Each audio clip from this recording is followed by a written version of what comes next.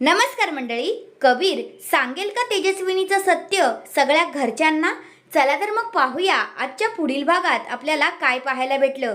आता गौतम काका घरी आलेले असतात आणि सगळ्या घरच्यांना सांगत असतात की मी स्वतःच्या डोळ्यांनी पाहिलं ती सरकार मार्केटमध्ये गजरा घेत होती. तर आता दुसरे काका पण तेच म्हणतात की हो, मी पण काल रात्री पाहिलं त्या कॅबने आल्या.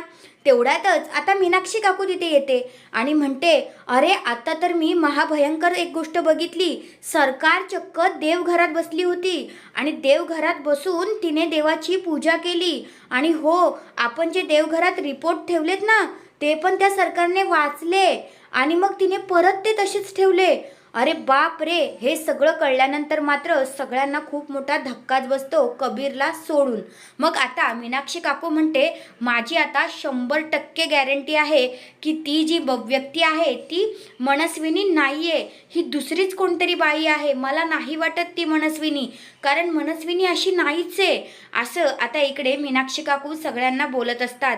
तर आता हे सगळं काही ऐकून काना मात्र गप उभा असतो. तुम्हाला काय वाटतंय, काना सगळं काही घरच्यांना सांगेल का?